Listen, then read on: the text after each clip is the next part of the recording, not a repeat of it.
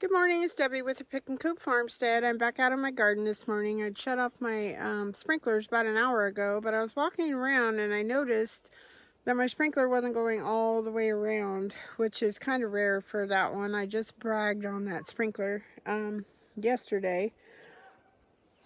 So I'm going to have to come out here. I thought someone yelled over there. It must have been the crows. I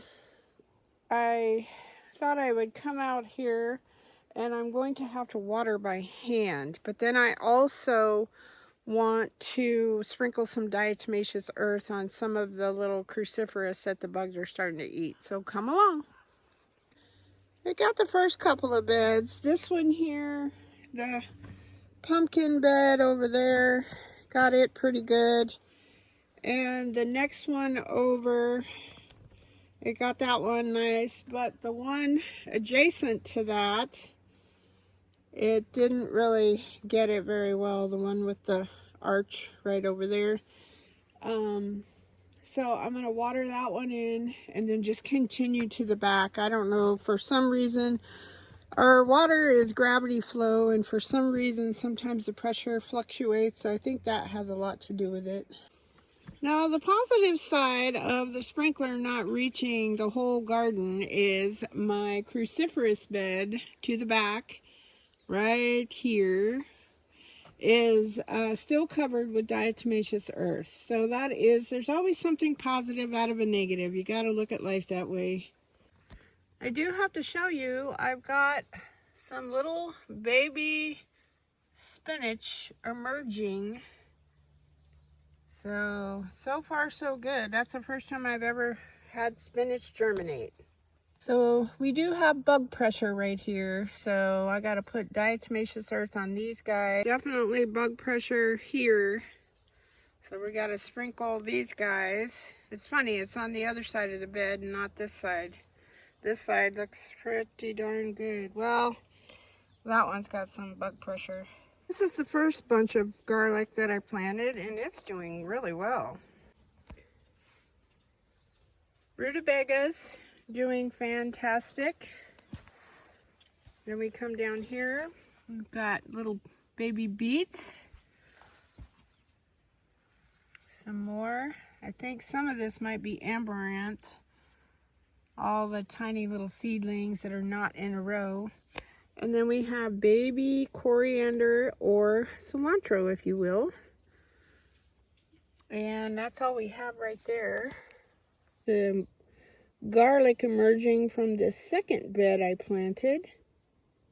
Some of my black leaf lettuce is emerging right down the middle there.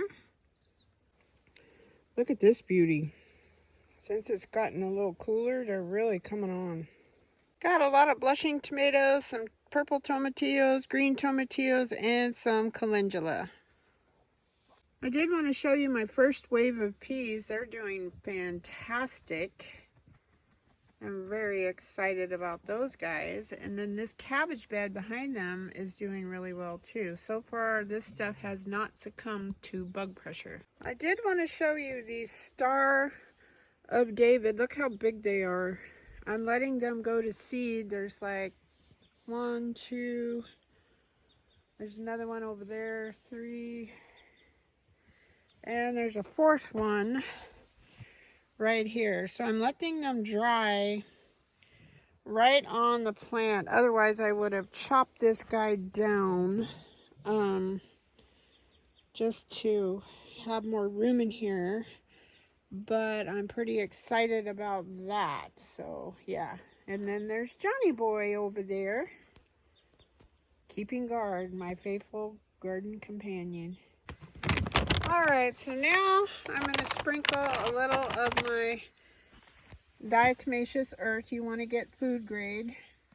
I get this from the local Palisadro feed. Next time I go, I'm going to get a 50-pound bag because I use it also in my chicken coop.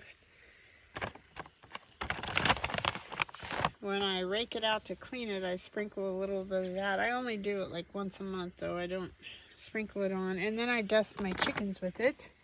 So then we're going to come over, get these guys. These ones are really getting eaten up. There's that guy. That guy. Might as well. These seem to be okay, but since they're very close to that other cruciferous bed, I'm just going to dust the tar out of them. And we're going to come around and we're going... Sorry about that, I accidentally turned my phone off. And these are my kohlrabis. This one, the one that's closest to the bug bed, we'll call it, is starting to eat up. So they're starting to, since I pulled everything out of there and I dusted the tar out of it with diatomaceous earth, they're starting to move over to this next bed. Then we're going to get these guys. They don't seem to be bothering the peppers at all. So I guess I should be thankful for that. They really like the cruciferous stuff. So we're going to come around. Hang on, hope I'm not making you too dizzy. Come around. My nasturtium is still going strong. And look at my celery. It's really liking this cool weather. I might harvest a couple of leaves around the bottom outside. Might encourage it to grow more, but I think this big beautiful zinnia is shading it a lot too. I have this little pumpkin in the walkway. Probably gonna pick that one just to get it out of the walkway. I don't want it to get all mildewed and start cracking. But look at my little Tabascos. They're popping up, coming to the party. Whether we're going to get any peppers or not is something else. All right, here we go. We want to get our pak choi. We only have 2. They can't eat those. I'm being selfish. I want to eat them. And because these are not blooming, I'm not filming very good without my tripod. I apologize for that. These aren't really blooming. I'm not too worried about the bees. And this is the one I thought was dying. It's coming out. Alright, so we've dusted all of those.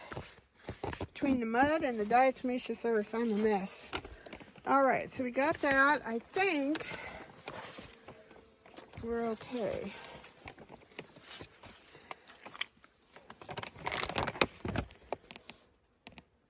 I did forget to show you my radish bed. Look at those guys.